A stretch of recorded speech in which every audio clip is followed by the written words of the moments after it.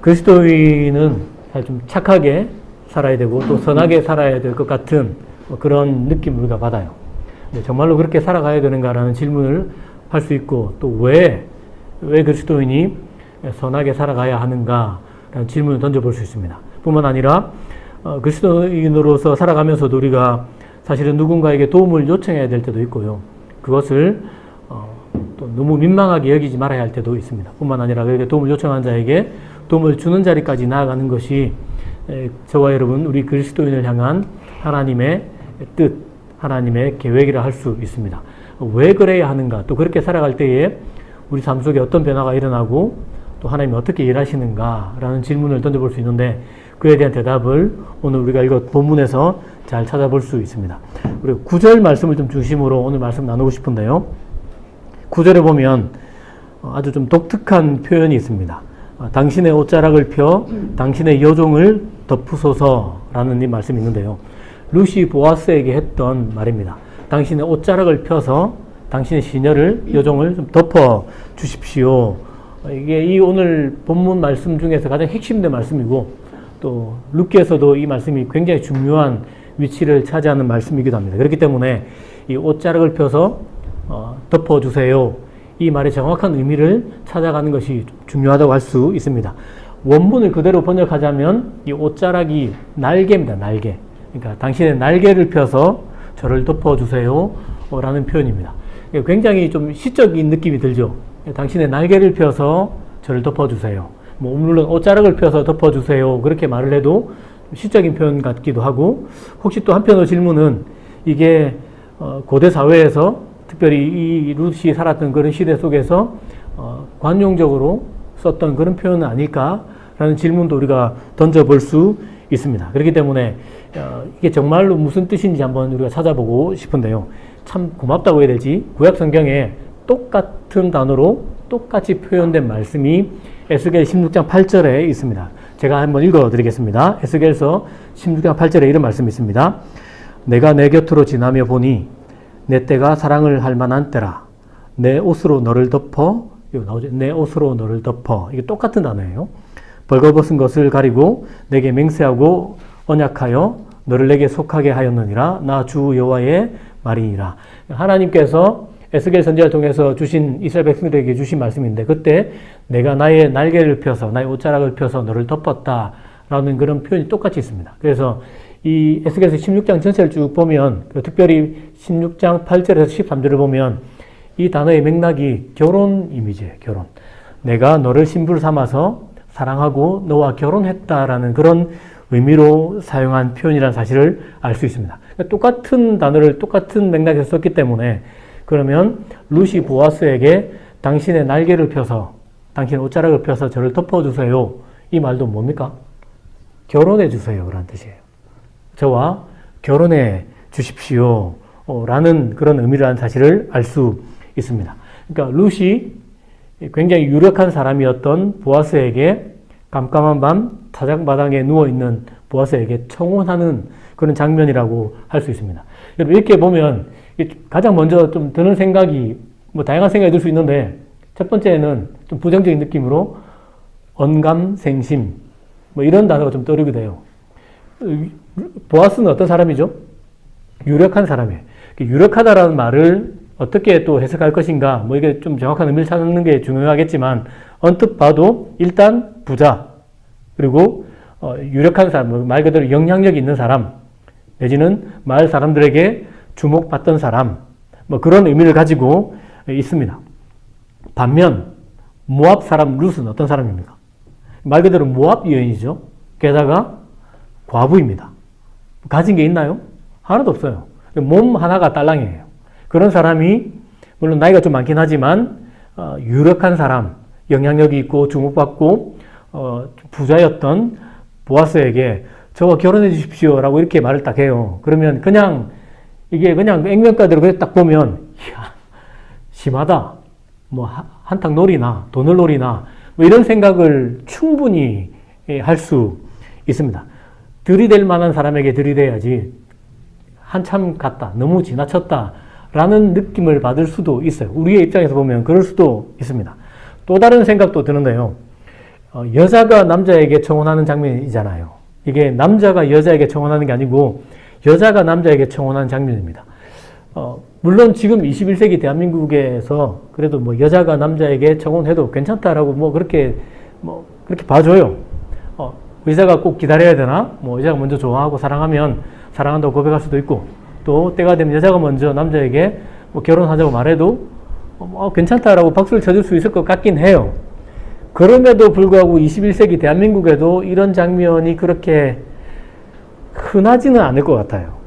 인식 속에서도 남자가 여자에게 청혼하는 것이 뭔가 좀 더 그림이 나오는 것 같고 좋아 보이고 괜찮아 보이는 것 같은 그런 느낌 아닙니까? 근데 지금 이때가 어느 때입니까? 구약 성서 시대이고 또 그 장소가 어디입니까? 중동이에요, 중동. 중동에서 여자가 남자에게 청혼을 한다? 이 보면은 경상도 사투리로는 참 대바라졌다. 뭐 그런 이 동네 말로는 뭐라고 표현해야 될지 모르겠는데 참 발라당 까졌다. 뭐 이런 거시기하다. 네. 참 거시기하다. 막 이런 느낌을 주는 느낌이 있어요. 네, 그러다 보니까 정말 그러면 우리 입장에서 그러한데 이 장면이 정말 그런 장면인가? 라는 생각을 해볼 필요가 있겠고 역사적인 문맥에서 또 그 시대적인 상황 속에서 룻과 보아스의 관계 속에서 우리가 살펴볼 필요가 있고 또 저자가 이걸 기록했을 때는 이걸 통해서 정말 들려주고 싶은 이야기가 있는 거 아니겠습니까? 그 지점이 무엇인지 우리가 찾아가야 될 필요가 있습니다. 그렇기 때문에 이 결혼 장면을 충분히 우리가 살펴볼 필요가 있다라는 사실을 알 수 있습니다. 그 전에 조금은 격가지긴 한데 굉장히 중요한 내용이 있어서 이걸 먼저 좀 살펴보고 싶은데요. 룻이 보아스에게 청혼을 해요. 그러니까 룻과 보아스의 이게 로맨틱한 장면처럼 보이기도 하고 또 한편으로는 타작마당에서 술에 취해서 자고 있는 보아스 곁에 이 과부가 처자가 옆에가 찾아가서 누운 장면이거든요. 이게 좀 뭔가 또 위험해 보이기도 하는 이 장면이에요. 그래서 이 장면을 보면 사실 우리가 떠오르는 장면이 있습니다. 창세기 19장에 롯과 그의 두 딸의 이야기가 굉장히 묘하게 오버랩되어 겹칩니다. 소돔과 고모라가 멸망하고 난 다음에 살아남은 사람이 롯과 그의 두 딸이 살아남아요. 그때 이제 두 딸이 그렇게 계획을 세우죠. 우리가 어떻게 민족을 이어갈까? 방법이 없으니까 우리 아버지 술 취하게 해가지고 그렇게 해서 대를 이어나가자 하고 실제로 그렇게 하죠. 아버지가 인사불성이 되고 그렇게 해서 낳은 아들이 한 명이 모압입니다. 룻이 어느 나라 출신입니까? 모압 출신이에요. 그러니까 이게 지금 굉장히 이 사건을 알고 있었던 유대인 입장에서는 그 앞서 룻과 그 두 딸의 이야기가 떠오를 수밖에 없고 이게 약간 긴장이 되기도 하고 이게 도대체 어떻게 이야기가 흘러갈까라고 질문할 수밖에 없는 그런 장면을 할 수 있죠. 근데 상황은 굉장히 닮았어요. 보아스는 술에 취해서 롯은 아브람 조카 아닙니까? 그러니까 이 집안이 유대인 집안이었고요. 그 집안의 사람은 술에 취해서 누워있고 모압 여자였던 룻이 그 발치에 누워 있는데 이 둘 사이에서 어떤 일이 일어날까? 상황은 굉장히 비슷하지만 과정과 결과는 정말로 다릅니다. 먼저 룻을 살펴보면 룻은 롯의 두 딸과는 전혀 다른 길을 선택하죠. 남자가 술에 취해서 누워있는데 인사불성이 됐는지 모르겠지만 술에 취해서 정말 기분 좋게 자고 있는 장면이거든요. 거기 가서 어떤 동침을 요구하거나 아니면 술 취한 사람, 그래서 의지가 좀 약해 있는 사람을 유혹하면서 동침할 것을 요구하지 않아요. 그냥 발치에 누워 있습니다. 누워 있으면서 이 남자가 뭐라고 말할까라는 것을 그냥 굉장히 기다리는, 그리고 얼마나 또 떨리기도 하겠고 또 무서웠겠습니까? 그러면서도 자신의 선을 지키고 현숙한 여인이라는 말처럼 보아스가 룻에게 너는 현숙한 여인이라 이렇게 뒤에 이야기를 하거든요. 그 말처럼 그렇게 바르고 정직한 길을 걸어가고 있습니다. 술에 취해 잠든 보아스도 똑같아요. 여러분 술에 취해 있는 거 아니겠습니까? 그런데 이 보아스는 또 롯과는 전혀 다른 길을 걸어요. 보아스가 누워있는 장소가 타작마당인데요. 타작마당은 남자들의 장소입니다. 그리고 그 시대의 타작마당은 굉장히 음란했던 장소이기도 하고요. 바알과 아세라를 섬기던 장소이기도 해요. 그곳에 이 여자가, 그것도 알만한 사람이 자발적으로 찾아왔어요. 남자의 장소에 술 먹고 누워있는데 그 장소가 어떤 의미를 가지고 있는지 다 아는 그 시대에 그 여자가 자발적으로 찾아왔습니다. 얼마든지 성적인 대상으로 삼을 수 있고 보아스가 완력을 사용해서 그렇게 해도 이 책임이 보아스에게 돌아가지 않을 수 있는 그런 상황 아닙니까? 그런데 보아스는 전혀 다른 길을 걷죠. 유력한 사람이란 말 그대로 보아스는 정직하고 또 다른 길, 바른 길을 선택합니다. 룻을 정말 존중하고 현숙한 여인으로 대해주고 룻이 오해받지 않도록 그렇게 잘 대해줍니다. 그러니까 이게 지금 과거 선조들은 영 엉뚱한 짓을 해서 이게 나중에 실제로 큰 문제가 되지 않습니까? 우리가 이 롯과 아브라함이 완전히 갈라서게 돼요. 뿐만 아니라 이게 거기만 끝나는 게 아니죠. 출애굽할 때에 이스라엘 백성들이 가나안 땅으로 돌아올 때에 어쨌든 혈연 관계 속에 있었던 모압이 어떻게 합니까? 반대해요, 반대. 이스라엘 백성을 막아. 출애굽해서 그 길 가는 걸 막아요. 그리고 온갖 수작을 부려서 우상 숭배하고 하나님 앞에 범죄하게 하고 넘어지게 하는 장본인의 역할을 감당해요. 그래서 하나님께서도 신명기 23장에 보면 모압은 영원토록 여호와의 총회에 들어오지 못한다 라고 말을 할 만큼, 그러니까 완전히 갈라져 버리는 그런 관계가 되거든요. 그런데 룻과 보아스의 청혼 장면, 이 장면은 전혀 다른 가능성이 있음을 시사하고 있습니다. 뿐만 아니라 이들이 전혀 다른 관계를 보여주고 있고 다른 길을 걷는다는 것은 과거 선조들의 그런 실패했던 장면을 재봉합하면서 전혀 다른 길을 걸어가고 있는 것도 보여준다고 할 수 있지 않습니까? 그러면 이제 만약에 룻이 이렇게 청혼을 하고 모압 여자 룻이 청혼하고 보아스가 그걸 받아들인다면 영원히 하나님의 성회로부터 떨어져 나갔고 하나님으로부터 저주를 받았고 다시는 하나님의 은혜를 받지 못할 것이라 여겼던 모압이 하나님의 은혜를 받을 수 있을까? 다시 하나님의 성회로 돌아올 수 있을까? 그들도 구원의 은혜를 입을 수 있을까? 라는 질문을 던지게 되고 만약에 이 결혼이 성사가 된다면 그런 일도 얼마든지 가능하겠구나라는 생각을 우리가 할 수밖에 없죠. 여러분 그렇기 때문에 룻과 보아스의 이 결혼 장면, 특별히 룻의 청혼 장면은 결혼해 주세요 나의 고엘이라고 말하지만 더 영적인 의미를 좀 부여한다면 모압이 하나님 앞에 나와서 저에게 은혜를 베풀어 주십시오. 저에게 긍휼을 여겨 주십시오. 저희를 불쌍히 여겨 주십시오라는 말로도 우리가 좀 영적이지만 갈 수 있고 정말로 그 보아스가 결혼을 하고 받아들인다면 하나님은 그 모압이 회개하고 돌아올 때에 하나님을 바라볼 때에 모압에게도 다시 은혜를 주실 수 있는 분임을 발견할 수 있죠. 이런 기대감도 가지게 하는 것이 오늘 장면이라 할 수 있습니다. 결국 우리가 아는 것처럼 보아스가 룻의 청혼을 받아들여주지 않습니까? 롯은 욕심 때문에 갈라져 나갔어요. 좋은 땅을 차지하고 싶어서. 삼촌보다 더 좋은 땅 차지하고 더 잘 살고 싶어서 눈에 보기 좋은 대로 소돔과 고모라 땅을 찾아갔고 거기서부터 갈라졌죠. 근데 보아스는 자기 재산을 쏟아내면서 그 땅을 회복시켜주죠. 정말로 고엘의 역할을 하면서 이 갈라졌던 관계를 새롭게 봉합하고 있는 장면이 오늘 여기서 우리가 볼 수 있습니다. 이런 맥락에서 본다면 룻의 청혼은 거시기한 청혼은 아닌 것 같아요. 대바라진 청혼도 아니고요.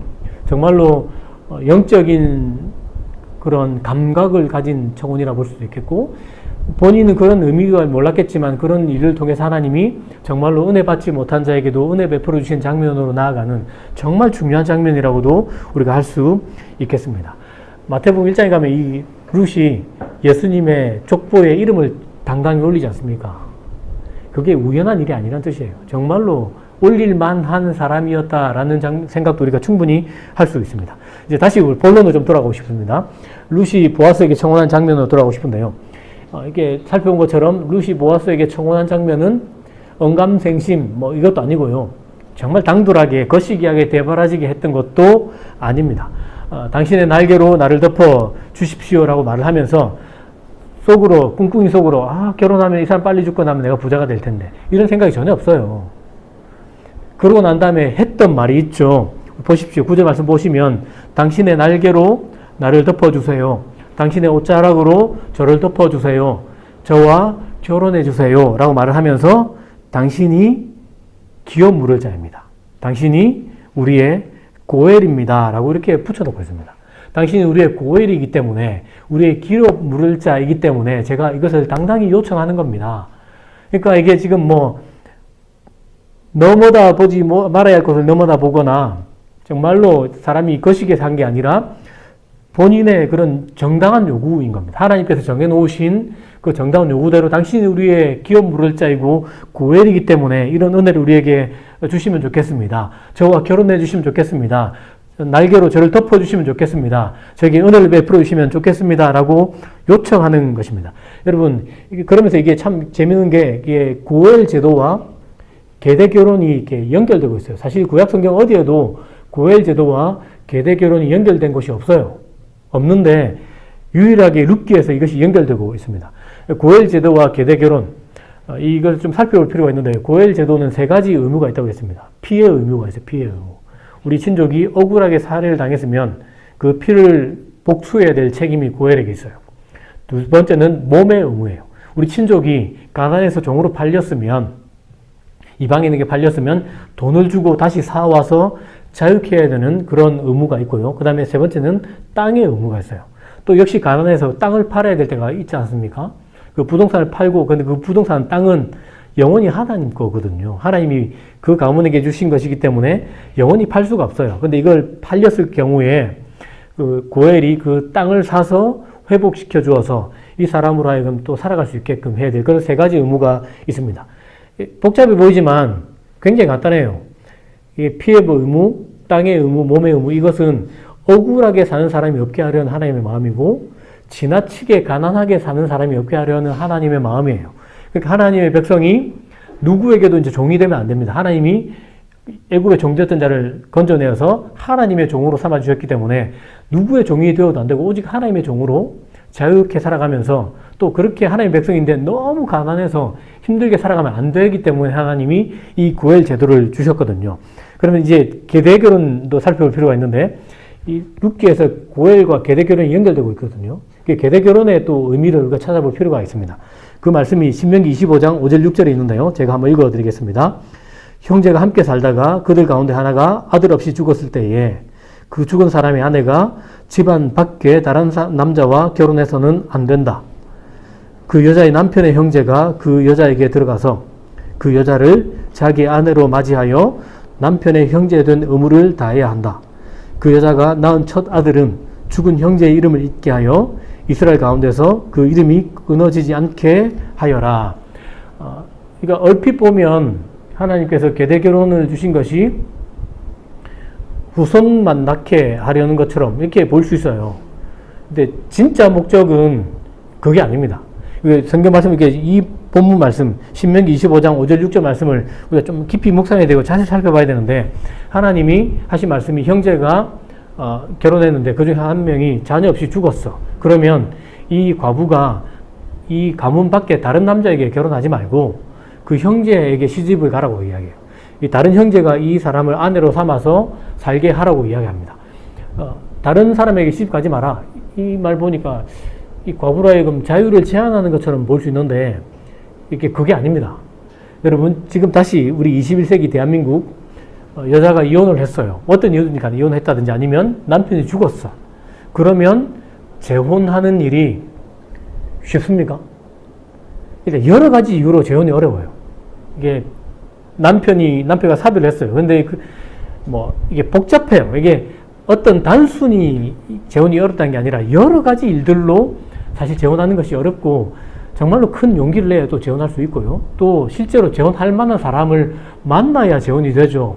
밑도 끝이 아무한테나 가서 결혼해달라고 요청할 수 있는 건 아니지 않습니까? 고대 사회에서는 어떻겠습니까? 여자가 재혼하는 것은 정말로 어려워요. 이게 자칫 잘못하면 영영 과부로 살다가 죽을 수도 있는 겁니다. 영영 과부로 살아야 된다는 말은 그 형편이 정말로 어렵다는 뜻입니다. 고대 사회에서 가장 약한 자, 가장 가난한 사람이 누굽니까? 고아, 과부, 나그네. 구약 성경에서 하나님 그렇게 고아와 과부와 나그네를 학대하면 안 된다라고 말했던 이유가 가장 대표적인 사회 약자거든요. 그러니까 이 사회에서 약한 사람을 학대하면 안 돼. 이게 하나님의 마음이에요. 근데 과부는 결혼 못하면, 재혼을 못하면 평생, 정말 일평생 찢어지게 가난하게 살아야 될 가능성이 높아요. 그렇기 때문에 먹고 살기 위해서 영 엉뚱한 사람에게 울며 겨자 먹기로 시집해 가야 되는 경우가 생길지도 몰라요. 그러면은 차라리 과부로 사는 것만 못할 수도 있어요. 이런 일들이 고대 사회 속에서 과부에게 일어나는 그런 일이었습니다. 계대 결혼 자체 제도를 주신 이유가 여기에 있습니다. 과부로 하여금 물론 아들을 낳아서 있게 하지만 과부로 하여금 사람답게 살아가게 하는 겁니다. 새로운 남편을 얻어서 남편의 그늘 아래에서 보호받고 안전하게 살아가고 먹고 마시는 일에서부터 안전하게 하시려고 하나님이 계대결혼 자체를 주셨다는 사실을 우리가 짐작할 수 있고, 또 아들 이야기가 또 나오죠. 그러면서 이 아들 주신 것도 그 첫 아들 나오면 그 아들은 형제의 아들이에요. 죽은 형제의 아들이 되어서 땅을 이어가게 하시겠다라고 이야기합니다. 그러니까 하나님 주신 기업을 또다시 이어가시겠다고 하시는 이야기죠. 이렇게 보면은 계대결혼의 목적과 고엘 제도의 목적이 진짜 닮았죠. 거의 똑같다고 해도 지나치지 않습니다. 사람을 보호하고 하나님 주신 땅을, 기업을 보존하려고 하는 것이 하나님의 목적이다. 계대결혼과 고엘의 공통된 목적이라는 사실을 알 수 있습니다. 이 룻기에서 룻이 보아스에게 저와 결혼해 주십시오. 당신의 날개로, 당신의 옷자락으로 저를 덮어 주십시오 하면서 계대결혼 이야기를 하고, 그러면서 당신이 우리의 고엘입니다 라고 고엘 이야기를 이렇게 하면서 룻기에서 계대결혼과 고엘 제도를 이렇게 결합하는 장면이 오늘 본문에서 나타나고 있습니다. 이게 굉장히 흥미롭고, 우리가 결론을 알고 이렇게 보고 있지만 우리가 모르는 입장에서 지금 이 장면을 보고 있다고 생각해 보십시오. 이게 긴장돼요. 떨려요.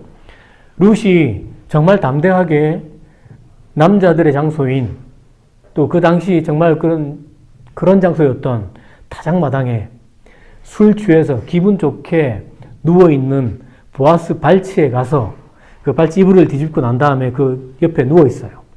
그러면서 보아스가 깨고 보아스에게 청혼을 하죠. 당신이 우리의 고엘입니다. 당신의 날개로 저를 덮어주십시오 라고 하는 장면이에요. 보아스가 어떻게 대답할까? 과연 이 일이 어떻게 될까?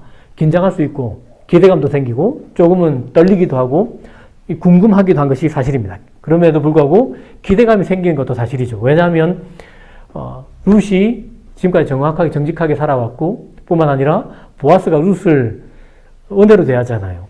지금까지 룻에게 헤세드로 대해주거든요. 7주간 동안 정말 따뜻하게 대해주고 잘 대해주고 존중해주고 마치 가족의 일원처럼 함께 먹고 안전도 도매주는 그런 모습을 보았기 때문에 이 담대한 결혼 요청 청혼 앞에서 보아스가 또한 헤세드로 그렇게 고엘의 의무를 다하지 않을까라는 그런 기대감을 갖게 합니다. 이것이 정말 중요한 이유는 이 보아스의 행동에만 그치는 게 아니라 이 모습을 통해서 저와 여러분의 모습을 보게 되고 우리가 진짜 고엘이신 하나님을 주목하게 만든다는 점에서 이 장면이 정말 큰 의미를 가지는 것 같습니다. 여러분, 이스라엘 백성들이 하나님을 향해서 우리의 고엘이라고 불렀어요. 실제로 하나님을 향해서 하나님이 우리의 고엘입니다. 우리의 기업 물을 자입니다. 우리의 피해 복수자이고 우리의 몸을 건져주실 분이고 우리의 기업을 회복시켜 주실 분이 하나님입니다 라고 고백한 장면이 구약 성경에 여러 개 나오는데요. 가장 대표적인 장면이 출애굽기 6장입니다. 제가 한번 읽어드리겠습니다. 출애굽기 6장 6절 7절 말씀인데요. 그러므로 이스라엘 자손에게 말하기를 나는 여호와라. 내가 애굽 사람의 무거운 짐 밑에서 너희를 빼내며 그들의 노역에서 너희를 건지며 편팔과 여러 큰 심판들로서 너희를 속량하여 너희를 내 백성으로 삼고 나는 너희의 하나님이 되리니 나는 애굽 사람의 무거운 짐 밑에서 너희를 빼낸 너희의 하나님 여호와인 줄 너희가 알리라. 이 장면은 하나님께서 이스라엘 백성들에게 내가 너희의 고엘이야 라고 선언한 장면인데요. 여기서 노역에서 너희를 건지며 이게 고엘이라는 단어입니다. 그리고 너희를 속량하여 이 단어도 고엘이라는 단어입니다. 하나님이 이스라엘 백성의 고엘이 되어서 애굽 땅에서 노역에서 건져주고 그 몸에 자유를 잃어버린 그들을 자유케 하고 또 그들을 속량해서 건져내어서 그들에게 기업을 주는 하나님이 내가 너희의 고엘이야라고 그렇게 선언한 장면이 나옵니다. 이게 출애굽기만 그런 게 아니라 하나님이 이렇게 이스라엘 백성들에게 자신을 고엘로 밝혀주니까 이스라엘 백성들도 하나님 향해서 고엘로 고백하거든요. 시편 19편 4절, 78편 35절 말씀, 이사야 63장 16절 말씀, 욥기 19장 29절, 25절 말씀에서 보면은 이 시편 기자가 이사야 선지자가 욥이 하나님이 나의 고엘이십니다 라고 이렇게 고백한 장면이 나옵니다. 이게 구약에만 그런 게 아니에요. 신약에 가도 예수님 향해서 고엘이라고 그렇게 소개하고 있습니다. 사도 요한이 요한계시록에서 예수님을 신랑으로 묘사하고 교회를 신부로 묘사해요. 계대 결혼 관계처럼 예수님이 진짜 우리의 형제 아닙니까? 우리의 큰형님. 성경이 가르쳐주는 이야기거든요. 당자 비유에서도 큰형님이 우리 예수님이에요. 우리를 찾아 나온 예수님. 자기의 생명을 지불하시면서 우리를 건져주신 우리의 진짜 큰형. 그 큰형이 우리의 계대 결혼자일 뿐 아니라 고엘, 우리의 기업 물자임을 소개하고 있죠. 결혼식 이미지를 통해서 그걸 가르쳐주고 있습니다. 예수님이 첫 기적을 행하신 데도 어딥니까? 결혼식장이죠. 그리고 예수님이 많은 가르침 비유도 결혼식 비유로 하셨죠. 이것은 여러 가지 이유 있지만 그 중에 하나는 예수님이 우리의 신랑임을 가르쳐주는 이야기이기도 합니다. 다시 말해서 예수님이 우리의 계대 결혼 대상자이고 우리의 고엘임을 보여주는 장면이라 할 수 있습니다. 뿐만 아닙니다. 사도 바울은 로마서 11장 26절에서 시온에서 구원자가 온다라고 이렇게 표현하고 있는데요. 이 시온에서 오는 구원자, 이 구원자가 고엘이라는 뜻입니다. 이 단어를 히브리어로 바꾸면 고엘이에요. 그러니까 예수님이 우리의 고엘이다 라고 이렇게 담대하게 선언하고 있고요. 이 예수님은 자기 몸을 값주고 우리를 사셨고 우리를 구원하셨다. 그러니까 예수님의 십자가 사역을 고엘 사역과 이렇게 연결시키고 있는 것이 사도 바울의 신학이고 사도 바울의 복음이에요. 예수님이 우리의 고엘임을 가르쳐주고 있습니다. 여러분, 이 관점을 가지고 제가 읽어드릴 말씀을 잘 한번 들어보시면 좋겠습니다. 오늘 룻의 이야기와 정확하게 겹쳐지는 이야기를 할 수 있는데요. 히브리서 4장 14절에서 16절 말씀입니다. 그러므로 우리에게 큰 대제사장이 계시니 승천하시니 곧 하나님의 아들 예수시라. 우리 고엘 예수를 말하는 겁니다. 우리가 믿는 도리를 굳게 잡을지어다. 우리에게 있는 대제사장은 우리의 연약함을 동정하지 못하실 리가 아니요 모든 일에 우리가 똑같이 시험을 받으신 이로되 죄는 없으시니라. 그러므로 예수님이 우리의 진정한 고엘이 되심으로 그러므로 우리는 긍휼하심을 받고 때를 따라 돕는 은혜를 얻기 위하여 은혜의 보좌 앞에 담대히 나아갈 것이니라. 하나님 앞에 담대히 나아가서 당신의 날개로 나를 덮어주세요. 하나님 나에게 은혜를 베풀어 주세요. 하나님 저를 불쌍히 여겨 주십시오. 라고 담대히 요청하라고 이야기하고 있습니다. 하나님의 말씀입니다. 이유는 단 하나입니다. 예수님이 우리의 기업 물을 자이기 때문입니다. 예수님이 우리의 신랑이기 때문입니다. 예수님이 우리의 고엘이기 때문에 담대히 하나님의 보좌 앞에 나가서 당신의 날개로 저를 덮어 주십시오라고 저와 결혼해 주십시오라고 요청해도 전혀 이상하지 않고 이게 욕심 부리는 행동이 아니고요. 이게 거시기한 행동도 아닌 겁니다. 당연히 해야 될 일이라고 볼 수 있습니다. 여러분 살다 보면 우리가 어려운 일 당할 때가 있습니다. 그죠? 여러 가지 맥락에서 어려움을 당해요. 재정적인 문제가 생길 수도 있고요. 건강에 문제가 생기기도 하죠. 관계에 문제가 생기기도 하고 불확실한 미래 때문에 마음이 두렵기도 한 것이 우리 아닙니까? 그런 문제가 생길 때마다 우리의 마음을 어렵게 하고 우리의 상황을 어렵게 할 때마다 우리가 어떻게 할 수 있다는 것입니까? 하나님의 보좌 앞으로 담대히 나아가서 하나님 당신의 날개로 나를 덮어주십시오. 라고 얼마든지 요청할 수 있습니다.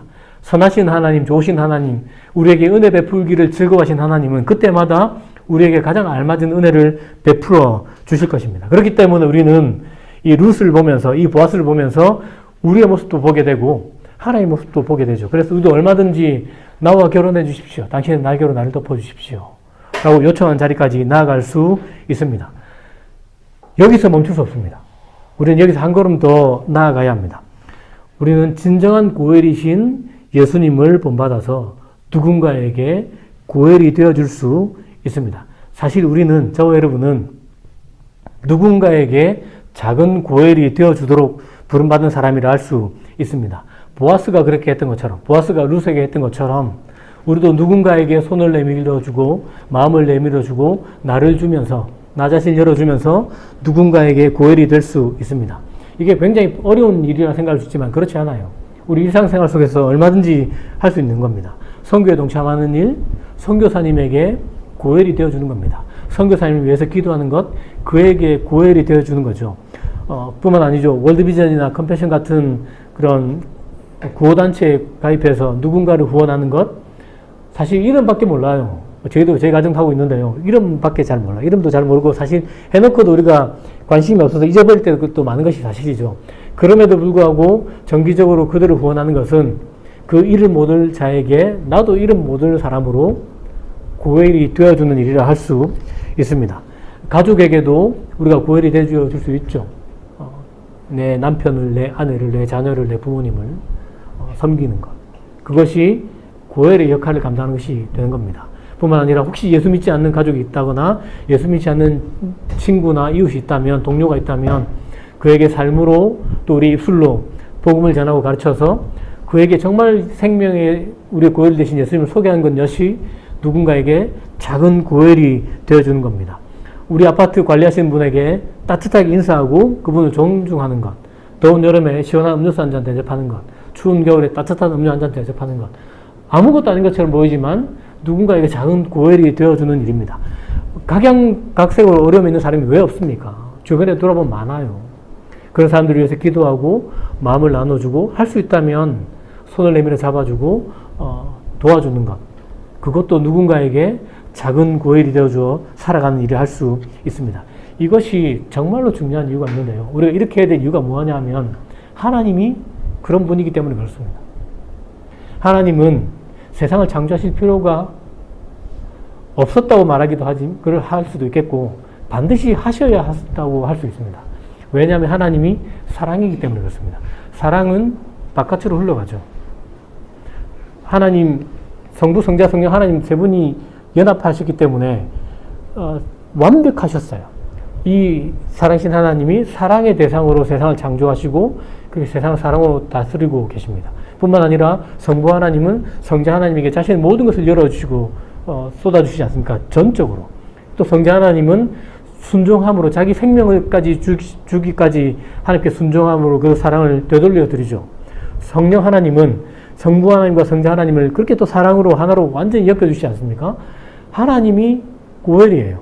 하나님이 이타적인 분이에요. 하나님은 타자 중심적인 분입니다.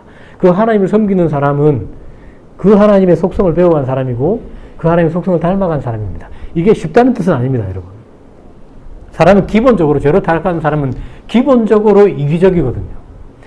뼛속 깊이 이기적이에요. 그런데 우리가 새로운 피조물이 되었기 때문에 우리 삶의 방향을 예수께로 두고 하나님 나라에 두고 하나님께 두는 겁니다. 다시 말해서 설령 우리가 죄의 속성을 가지고 있어서 여전히 이기적이기도 하지만 그럼에도 불구하고 우리는 이타적인 방향의 삶의 방향을 두고, 왜냐하면 우리가 새로운 피조물이 되었기 때문에 그렇게 살아가도록 부름받았고, 그렇게 살아갈 때에 놀랍게도 우리가 고엘이신 예수 그리스도를 닮아가고 그 고엘이 다스리는 하나님 나라의 모습을 우리 삶 속에서도 이루어가게 되는 겁니다. 여러분, 우리가 보아스를 보면서 이게 모형론이라고 하지만 일단 보아스라는 사람을 보면서 참, 저 사람 참 좋은 사람이라고 느껴요.